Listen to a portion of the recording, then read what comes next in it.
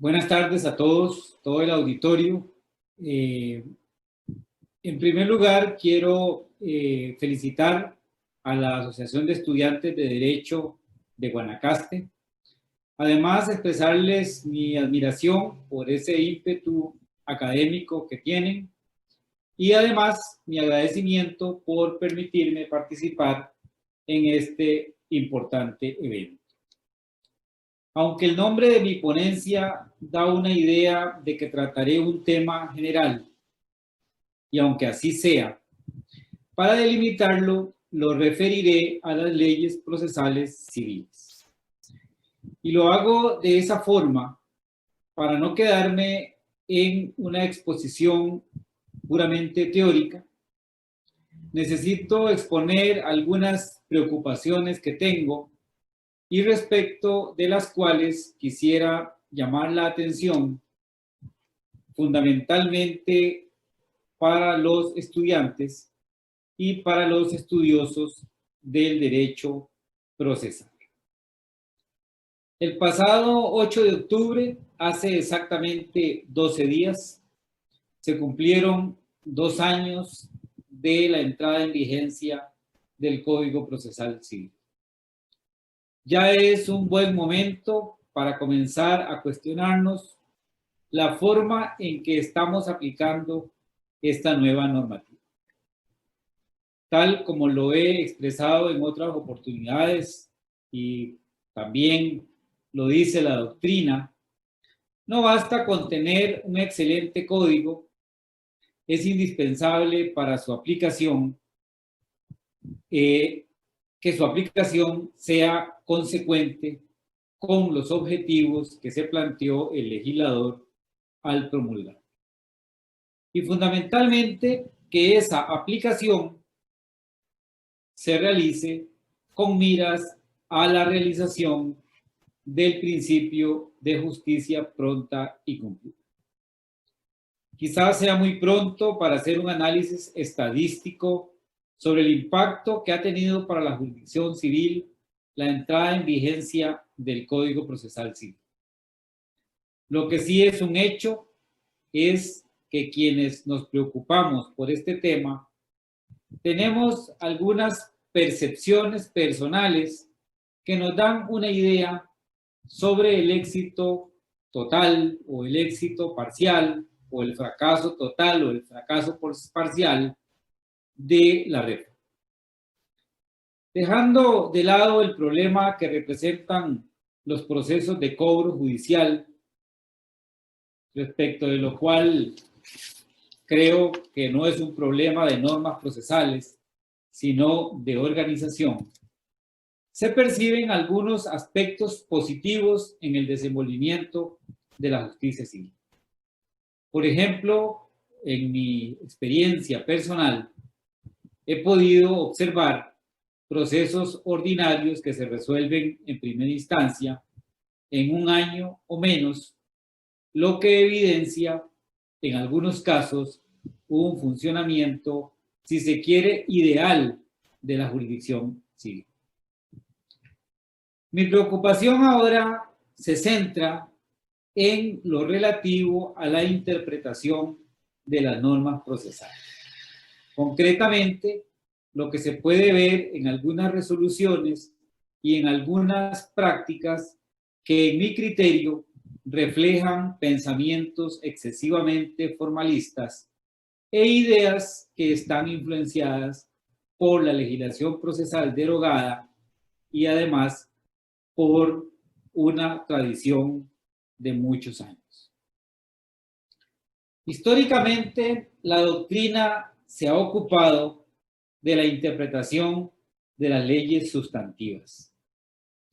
Los estudios sobre interpretación de las leyes procesales son escasos y generalmente quienes se dedican al estudio de la interpretación de las leyes procesales se hacen una interrogante. ¿Existe en realidad una teoría particular de interpretación de las leyes procesales?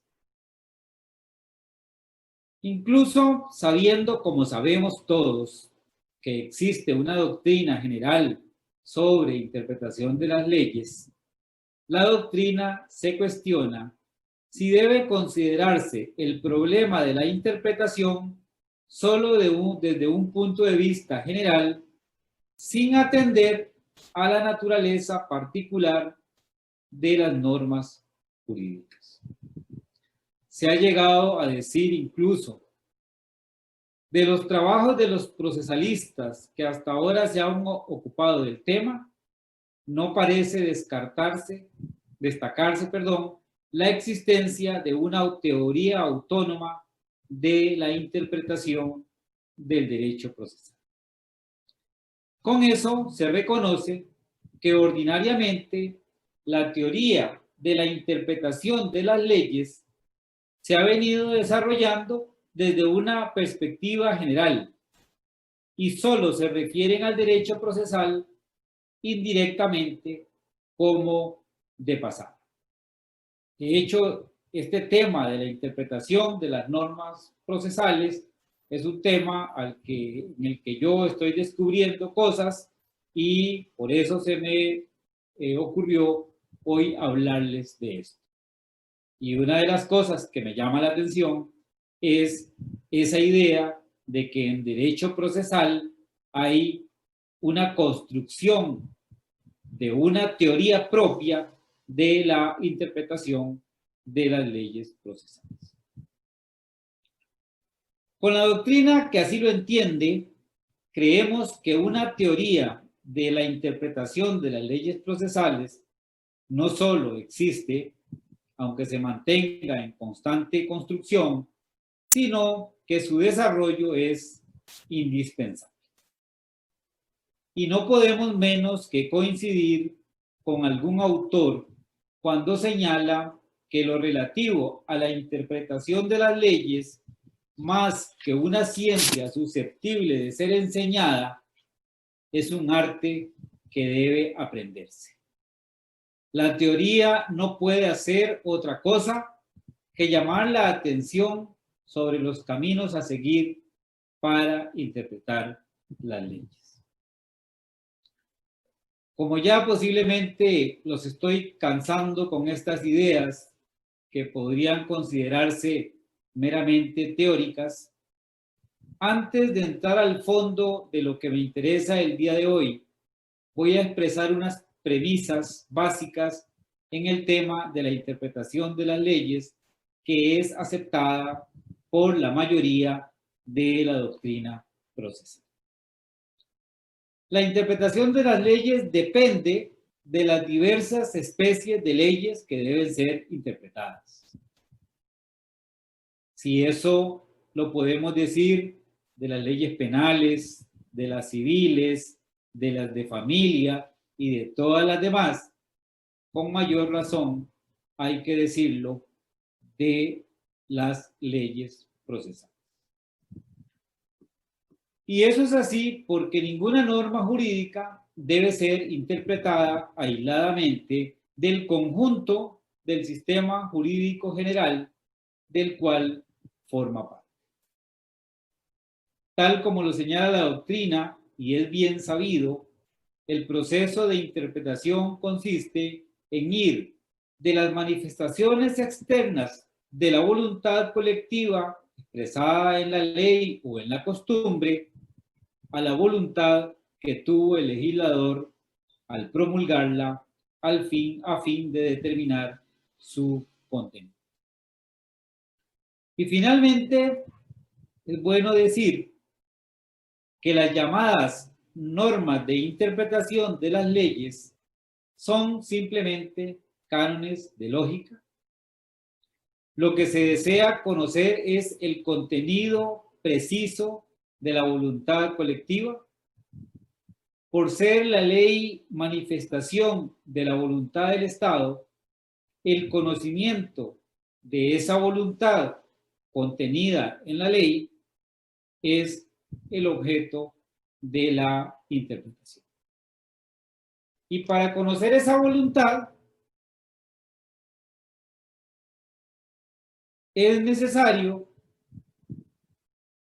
tener en cuenta no solo el valor que tienen las palabras según el lenguaje común, sino también las circunstancias en las cuales se elaboró la ley, sus relaciones con otras leyes y sobre todo la naturaleza de la relación social que regula y las necesidades que esa ley pretende satisfacer. No obstante, como señala la doctrina procesal, la ley no se interpreta como una obra literaria o como un documento histórico cualquiera. Precisa, por el contrario, ponerla en relación con la vida social actual, con las nuevas necesidades o relaciones sociales que se han agregado o superpuesto a las anteriores y que también requieren tutela del derecho. En cuanto al derecho procesal, concretamente el civil, hay que tener presente que regula una función específica del Estado y bien determinada. Ella es la realización por obra de los órganos estatales de los intereses privados protegidos por el derecho objetivo. Frente a esa función tan trascendente, tanto la legislación como el intérprete deben tener una especial sensibilidad ante el desenvolvimiento de la vida social. El Código Procesal de 2018 lanza un desafío a los estudiantes y a los estudiosos del derecho procesal. No solo se ajusta a la doctrina que reconoce la existencia de reglas de interpretación propias del derecho procesal, sino que las positiviza y nos obliga a estudiarlas y a desarrollarlas, escribiendo sobre ellas y a analizarlas, aunque sea muy superficialmente, en foros como este. El artículo 3.3 del Código Procesal Civil dice textualmente: al interpretar la norma procesal, los tribunales deberán considerar su carácter instrumental, atendiendo fundamentalmente a su espíritu y finalidad. Para ello, dice, se tomará en cuenta el sentido propio de sus palabras en relación con el contexto, los antecedentes históricos y la realidad social del momento en que han de ser aplicadas. Y ahí, en la Asamblea Legislativa, le agregaron otras palabritas ahí que dice, despojándose de formalismos innecesarios, estas últimas palabritas que son además innecesarias porque hay normas que se refieren a la instrumentalidad y al antiformalismo en el mismo Código Procesal. Pero bueno, no nos desviemos del tema. Aunque este artículo 3.3 del Código Procesal Civil parece dirigirse exclusivamente al tribunal, porque dice, los tribunales deberán considerar, no cabe la menor duda, no hay duda, que el mandato está dirigido a todos los aplicadores de las normas procesales. Y no solamente a los aplicadores de las normas procesales en el litigio, sino también a quienes implementan un código procesal civil, a quienes toman las decisiones a nivel de, a altos niveles de la actividad jurisdiccional. La referencia al carácter instrumental nos ubica concretamente en la finalidad que tienen las normas procesales, que no es otra que servir de instrumento para que los ciudadanos hagan valer sus derechos. La referencia al espíritu que menciona el artículo 3.3 es cuestionada a veces en serio y en broma. Se dice que las normas jurídicas no tienen espíritu. Tal cuestionamiento podría ser admisible desde una perspectiva estrictamente religiosa. No obstante, desde una perspectiva científica, no es descabellado pensar que una norma procesal puede tener espíritu. Sabemos que actualmente se ha ampliado mucho el uso de ese concepto y que hoy por hoy refleja estilos o formas de vida y que se relaciona con el concepto ritualidad. Así las cosas, el espíritu de una norma, si es que queremos utilizar ese concepto, debemos entenderlo referido al cumplimiento de las formas dispuestas para hacer realidad la voluntad del legislador. En lo que respecta a su finalidad, es preciso decir que las normas procesales podrían tener una finalidad de carácter general, es decir, lo que se pretende lograr con su aplicación armónica, y puede tener una finalidad específica, es decir, lo que se pretende lograr con una norma concreta en un caso concreto. Por ejemplo, para decirlo de alguna forma, en términos generales, todo el Código Procesal Civil quiere lograr una finalidad general que es justicia pronta y cumplida.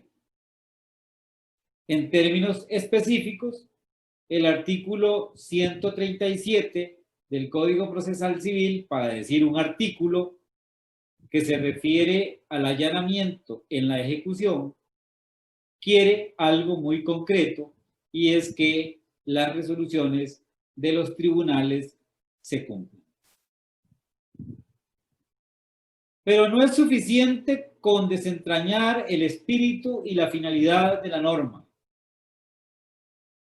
Dice el código que el intérprete debe tomar en cuenta el sentido propio de las palabras que utiliza la norma y relacionarlo con el contexto, los antecedentes históricos y la realidad social del momento en que deben ser aplicadas. Y aquí es trascendente destacar el contexto, los antecedentes históricos y la realidad social del momento en que estamos aplicando este Código Procesal Civil.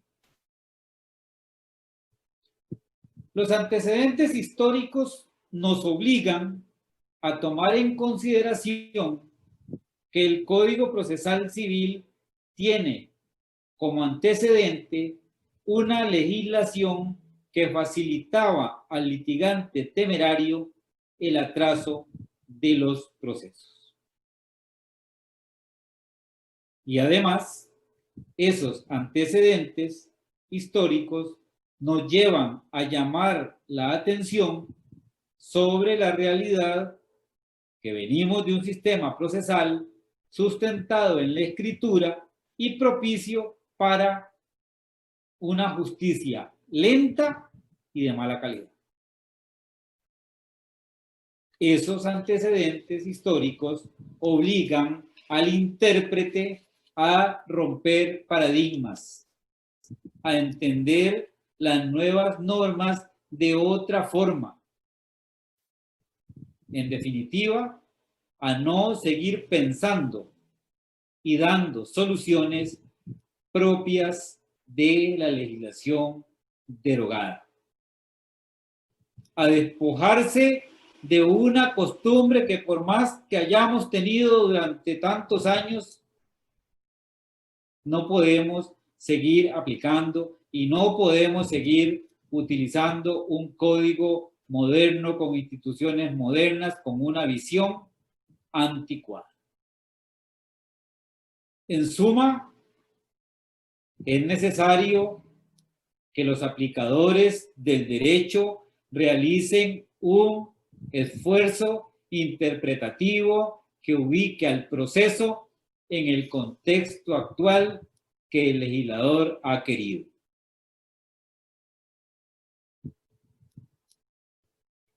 Y la realidad social del momento en que las normas deben ser aplicadas nos ubica en muchos contextos. Y no voy a referirme al tema de la pandemia porque yo reconozco que el Poder Judicial ha hecho un gran esfuerzo para afrontar el tema de la pandemia y evitar lo menos posible los efectos negativos que produce. Pero aún así, creo que todavía hay mucho que se puede hacer y hay mucho que trabajar para solventar y para pasar esta época difícil. Por ahora nos interesa ubicarnos en el contexto legal. Tenemos un Código Procesal Civil moderno con otras ideas que pretenden otro tipo de justicia. Y ese es un aspecto de la realidad social del momento que vivimos y eso obliga al intérprete a ubicarse en ese contexto.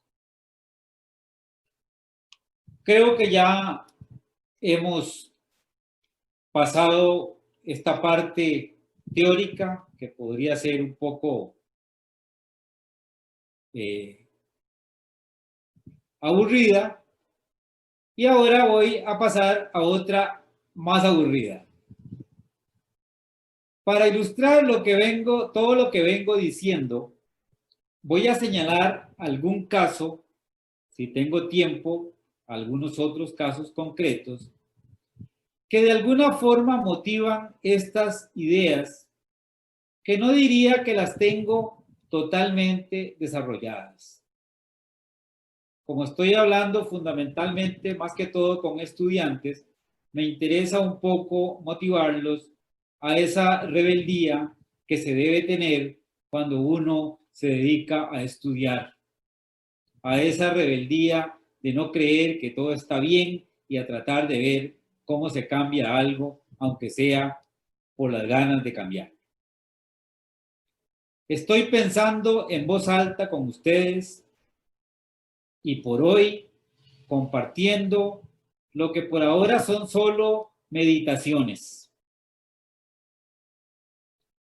Y para ubicar todo esto que he dicho ya en un contexto de la realidad, voy a exponer un caso que tuve la oportunidad de ver. En un proceso X, era un proceso ordinario. La parte demandada contestó extemporáneamente. Así lo dijo el tribunal en una resolución firme, no porque tuviera el tribunal que declarar la rebeldía, porque eso ya no se hace, porque el código no exige que haya que declarar la rebeldía para tener por rebelde a un demandado. Pero, dictando otra resolución al margen, el tribunal expresó en una resolución que en todo caso el demandado estaba en rebeldía. Y estaba en rebeldía por haber contestado extemporáneamente. Como la parte demandada contestó extemporáneamente, eso implica que se deben aplicar, de acuerdo con el Código Procesal Civil, los efectos de la rebeldía. Y el Código Procesal Civil, en el artículo 39, dice que la falta de contestación del demandado permite al tribunal tener por acreditados los hechos en cuanto no resulten contradichos por la prueba que ya consta en el expediente. Para ubicarnos, podríamos decir que el hecho de que el demandado no conteste la demanda o la conteste extemporáneamente, ubica a la parte actora en una posición de ir ganando. Porque si no hay prueba en contrario, el legislador quiere que la sentencia sea estimatoria en favor del actor, salvo que se oponga, que esa pretensión no encuentre amparo en el ordenamiento jurídico. Pero desde la perspectiva probatoria, el hecho de que el demandado no conteste o conteste extemporáneamente, ya el actor, digámosle que va ganando, como si esto fuera un partido de fútbol. Dice también ese artículo que si el demandado no contesta en tiempo, el tribunal debe dictar sentencia inmediatamente, salvo que existan indicios de fraude procesal, que la cuestión planteada sea de orden público, que se trate de derechos indisponibles o sea indispensable recibir prueba, en cuyo caso se continúa con el procedimiento. En ese proceso no había indicios de fraude procesal, la cuestión planteada no era de orden público, no se trataba de derechos indisponibles y no era necesario practicar prueba. En esas circunstancias, el tribunal debía dictar sentencia inmediatamente. Y si no existía prueba en contrario, lo que tenía que hacer era declarar con lugar la demanda. ¿Qué fue lo que hizo el tribunal?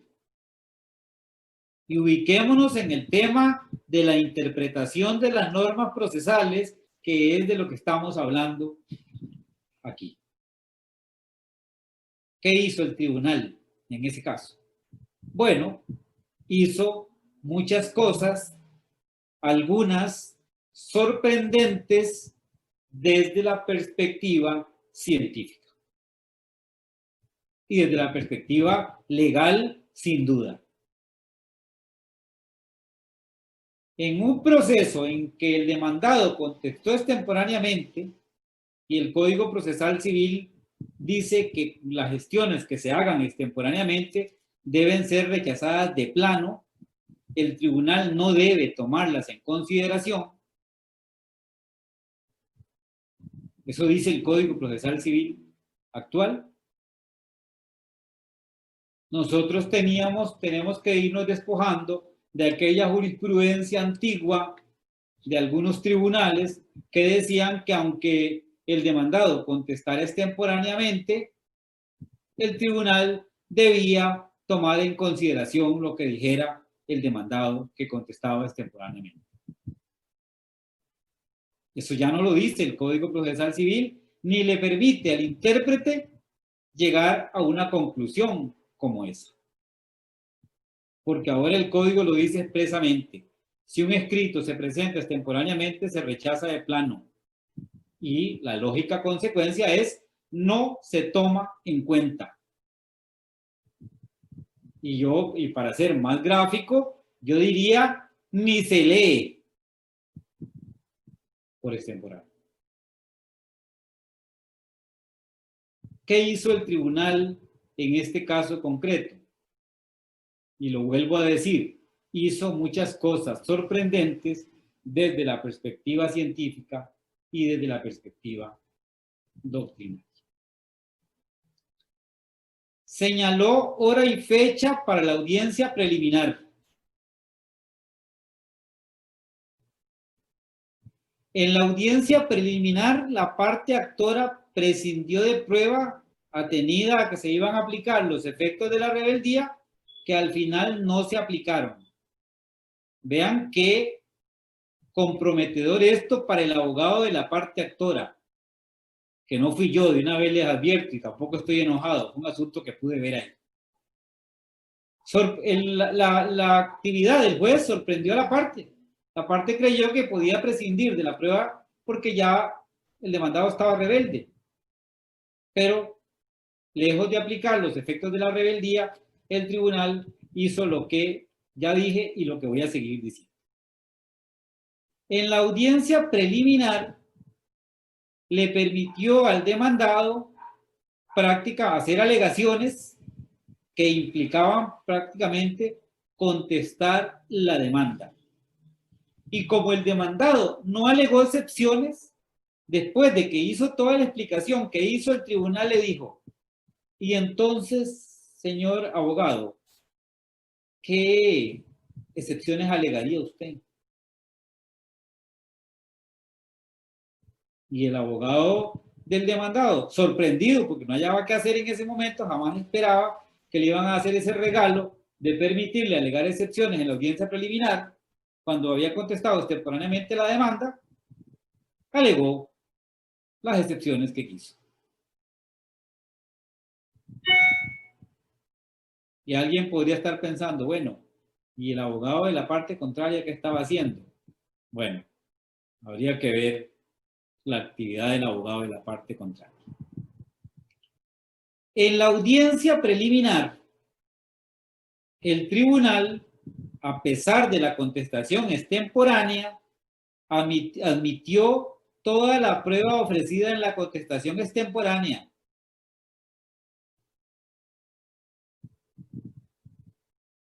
En la audiencia complementaria le permitió al demandado alegar conclusiones. En la audiencia complementaria admitió prueba para mejor resolver, que no existe en el Código de 2018. Fue una audiencia hecha hace poco tiempo, con sustento en que es lo mismo la prueba para mejor resolver que la prueba complementaria. Hecho que es absolutamente falso porque no es así, y que si una cosa de esa se dice es por un error de conocimiento y un error en la interpretación de las normas procesales. Finalmente, al momento de dictar sentencia, tomó en cuenta todos los argumentos que expuso el demandado en la contestación extemporánea. Tomó en cuenta toda la prueba que practicó en el proceso a gestión del demandado que contestó extemporáneamente. Y declaró sin lugar la demanda con sustento en que el actor no había probado lo que había alegado en la demanda. Un caso que llama la atención porque prácticamente la parte actora que tenía a un demandado en rebeldía litigó contra el tribunal y perdió.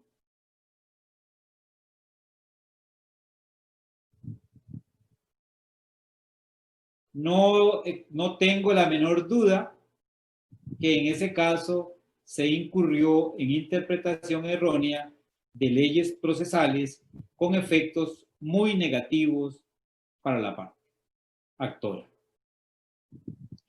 El artículo 2.1 del Código Procesal Civil dispone, y aquí lo que estoy es fundamentando por qué hay error en la interpretación de leyes procesales. El artículo 2.1 del Código Procesal Civil dispone que el tribunal deberá mantener la igualdad de las partes respetando el debido proceso. Igualdad de las partes. Y la igualdad de las partes se hace realidad respetando el ordenamiento jurídico. Y dice el artículo 3.1 del Código Procesal Civil que las normas procesales son de orden público. Eso significa que son de aplicación obligatoria tanto para las partes como para el tribunal. Y el artículo 30.2 del Código Procesal Civil dice que el tribunal rechazará de plano toda gestión que se haga cuando hubiera vencido un plazo perentorio. Y todos los que estamos aquí sabemos que el plazo para contestar una demanda es un plazo perentorio. Y que en un caso como el que estoy exponiendo únicamente para efectos didácticos,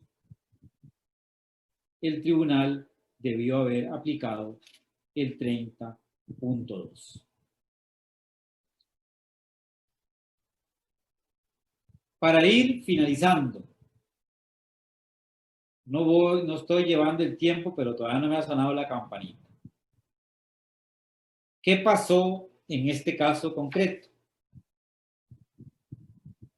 Habría que hacer un análisis, como habría que hacer un análisis de muchas resoluciones de los tribunales aplicando el Código Procesal Civil nuevo. Pero no hay duda que en este caso hay una errónea interpretación de las leyes procesales. Es evidente que el tribunal no tuvo claros los antecedentes históricos de nuestra legislación procesal que involucra todos los problemas que pretendió solucionar el Código Procesal Civil de 2018.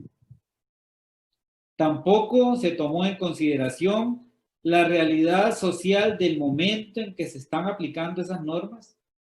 Realidad social que determina una normativa determinada por una normativa más moderna. No se tuvo en cuenta el espíritu y finalidad de las nuevas normas procesales que propenden a una justicia pronta y cumplida.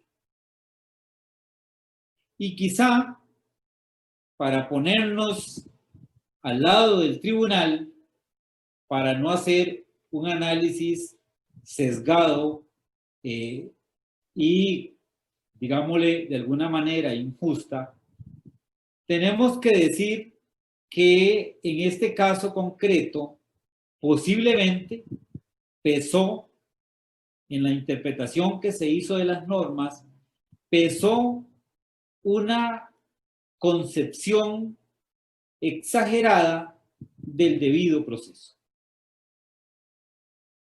Entre dos partes iguales, al tribunal le pareció conveniente, no sé si eliminar la difícil situación en que se encontraba el rebelde por su condición de rebeldía. Pero eso no es más que una defectuosa interpretación de la ley, porque eso no es lo que el legislador quiso. El legislador quiso una justicia pronta y cumplida, y en este caso no se cumplió con eso. El proceso duró muchísimo tiempo porque el tribunal siguió el proceso como si el demandado hubiera contestado en tiempo. Voy a ir terminando y solo voy a dejar señalados algunos aspectos que a mí me parece que sería importante comentar en otra oportunidad en relación con la interpretación de las normas procesales. De alguna manera he podido observar que en la aplicación del Código Procesal Civil se está incurriendo en exceso de formalismos al momento de prevenir correcciones de demanda. Hay un tema que me preocupa muchísimo desde la perspectiva de la instrumentalidad de las normas procesales, y es el de la cantidad de declaratorias de incompetencia que hay en los tribunales.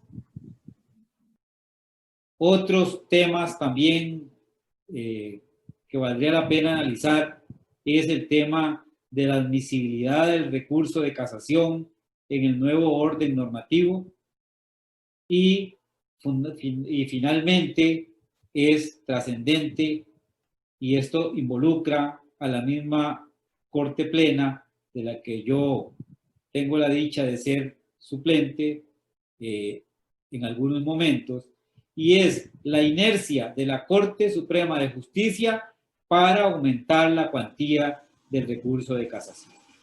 La justicia civil está funcionando muy bien.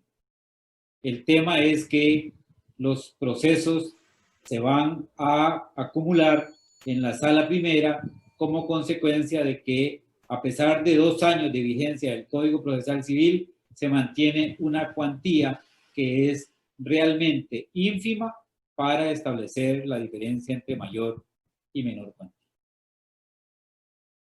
Voy a finalizar aquí reiterando mi felicitación a los estudiantes de la Asociación de Estudiantes de Derecho de Guanacaste y agradeciendo que se me diera una vez más, por parte de los estudiantes de Guanacaste, la oportunidad de compartir algunas ideas. Muchísimas gracias.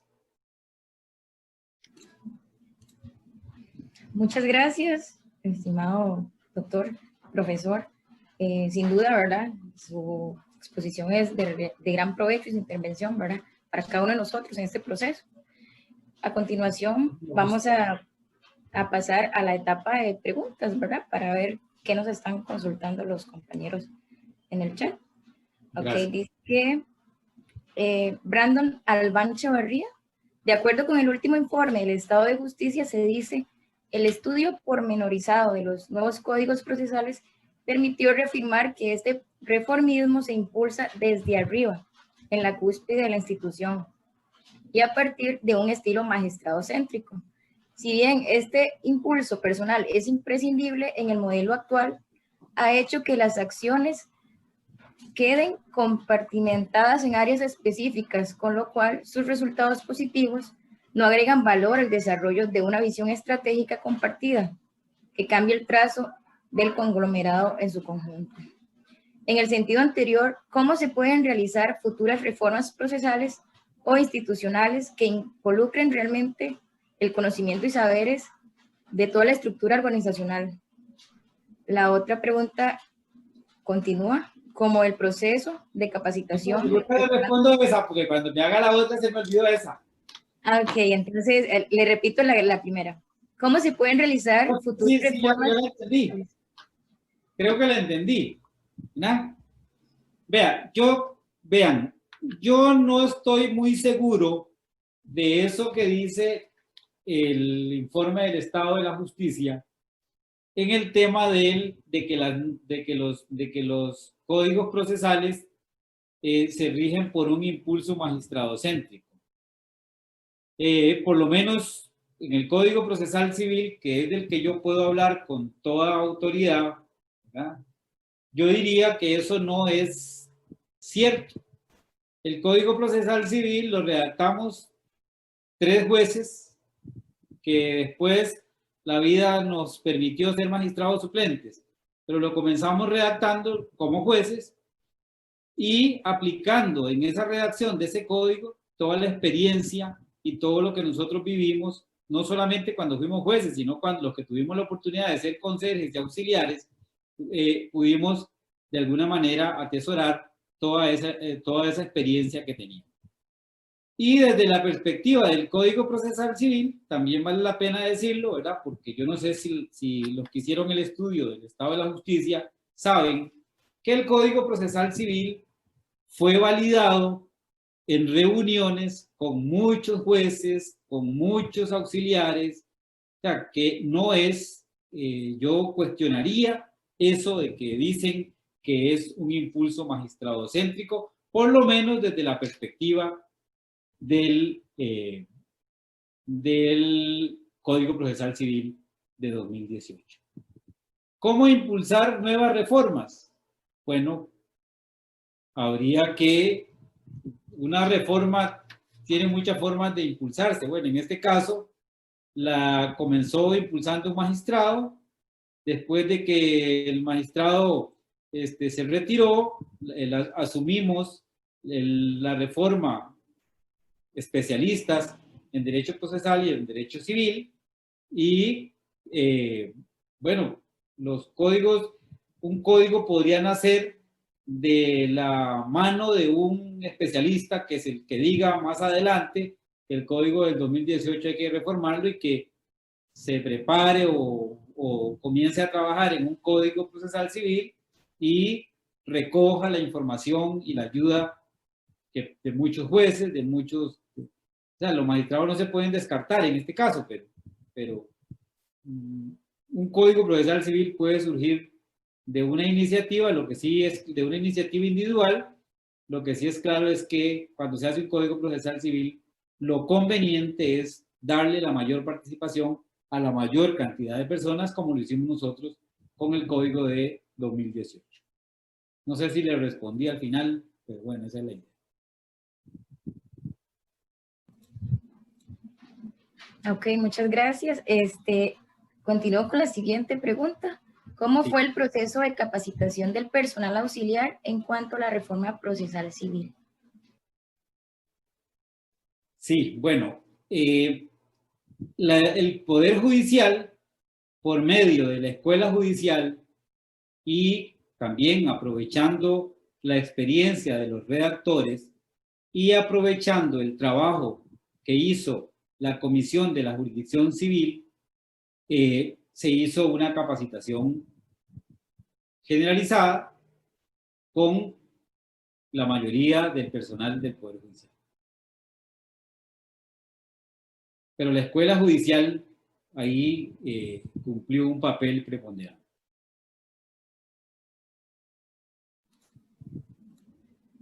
Ok, dice que por último, Eddie nos pregunta, don Jorge, ¿de dónde piensa usted que está la explicación de que se mantenga interpretaciones añejas, falta de capacitación, resistencia al cambio, falta de claridad del código o por dónde más?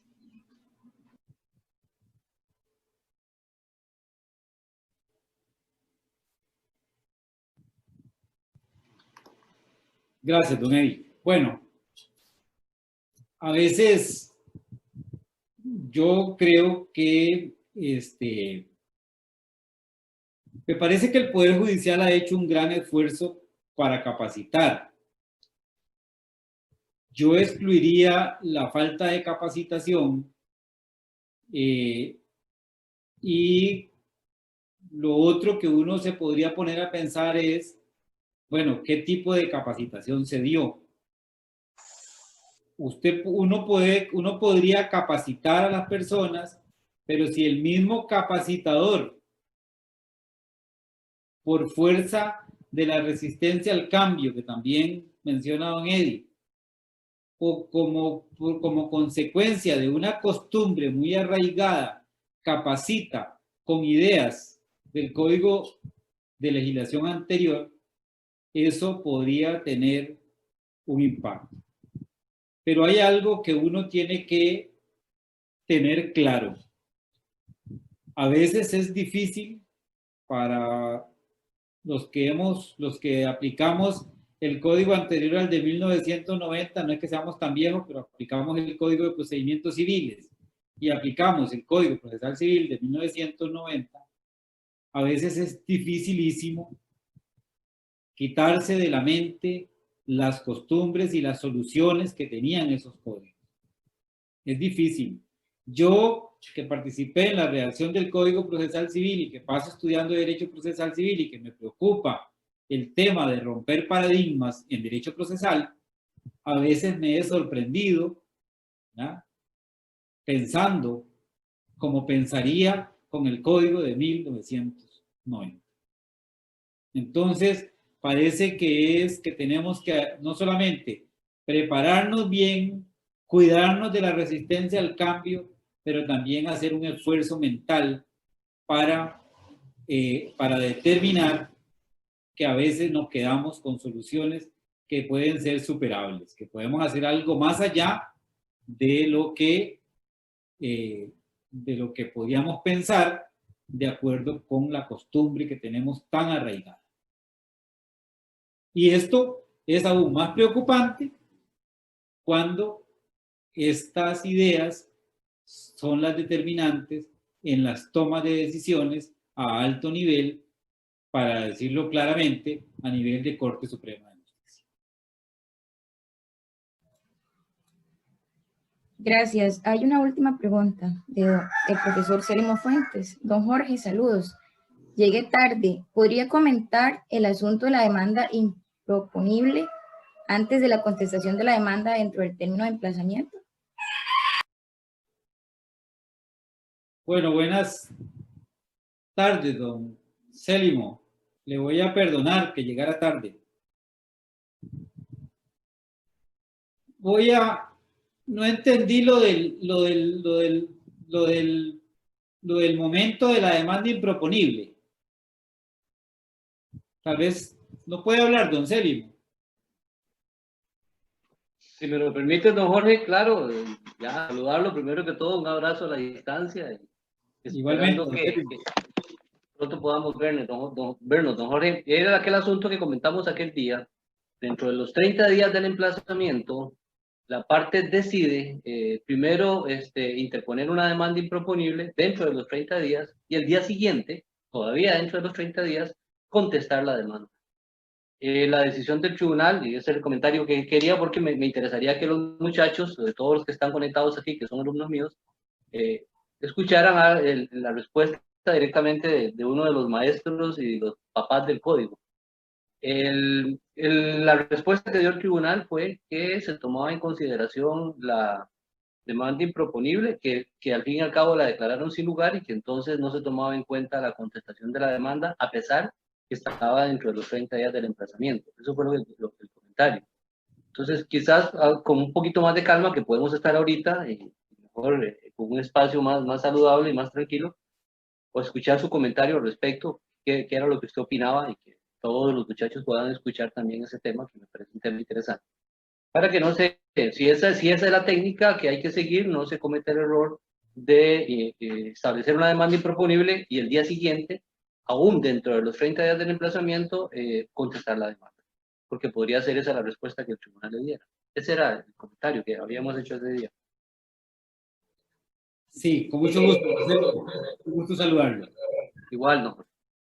Bueno, el Código Procesal Civil tiene una norma que quizás sea lo determinante para solucionar este aspecto. El artículo 27.3 del Código Procesal Civil dice que los actos procesales de las partes, una vez recibidos de manera efectiva por el despacho competente, producirán inmediatamente la constitución, modificación o extinción de derechos y deberes procesales, salvo disposición legal en contrario. ¿Qué dice el código en palabras sencillas? Bueno, a usted se le da un plazo para que conteste la demanda. En la contestación de la demanda, usted puede objetar los hechos, la cuantía, la prueba de la parte contraria y puede alegar la improponibilidad de la demanda. Si usted puede alegar la improponibilidad de la demanda en la contestación y usted se limita a presentar un escrito alegando la improponibilidad de la demanda, que además podría motivar un pronunciamiento sobre el fondo que declare improponible, que es una sentencia incluso, que declare improponible la demanda, usted está limitando la defensa, su defensa en ese caso concreto, a el aspecto que alegue en la improponibilidad. Si yo soy un abogado que está muy seguro de que el derecho que se está reclamando en ese proceso está caduco y estoy tan seguro que es así, no me desgasto contestando toda la demanda. alego la improponibilidad por caducidad evidente. Si entendiéramos que un litigante, que un demandado puede alegar la improponibilidad de la demanda primero y la contestación después, no solamente desaplicaríamos el 27.3, sino, y aquí gracias por la pregunta, don Célimo, porque la voy a enganchar, ¿verdad? Usted sabe que los abogados nos aprovechamos de todo para sustentar nuestras teorías. Entraríamos nosotros aplicaríamos prácticamente la vieja costumbre que teníamos con el código de 1990 de alegar las que se llamaban excepciones previas, ¿verdad? Que se resolvían primero, y prácticamente estamos introduciendo en este proceso civil nuevo un mecanismo muy parecido a las excepciones previas, que precisamente las eliminamos para evitar los efectos nocivos que propiciaban ante el atraso que se producía, porque no solamente tenían apelación, sino que tenían hasta casación. Entonces, eso es casi como un sacrilegio, ¿verdad? Meterle al proceso civil actual un trámite que no está previsto, que no tiene ningún beneficio y que al final de cuentas no está previsto legalmente. No es esa la idea que tiene el código. Si usted quiere alegar la improponibilidad, conteste y alegue la improponibilidad. Si lo hace antes, como dice ese artículo, usted extinguió su derecho procesal a contestar.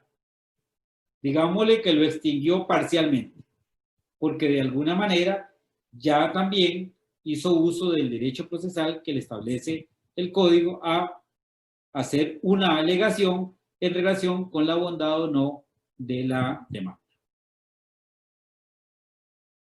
Y eso sería fundamentalmente, salvo que no haya quedado muy claro.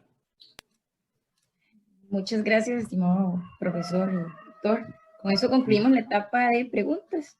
Sin más, ¿verdad? Agradecerle por su tiempo y su participación, y realmente ha sido algo que nos llena mucho de conocimiento, su ponencia. Muchas gracias. Muchas gracias, Flor. Y para seguir viendo, ¿me puedo quedar aquí? Claro que sí. ¿O el otro entra en otra cosa, en otra plataforma? No, sí puede quedar así. Ah, gracias. Qué dicha.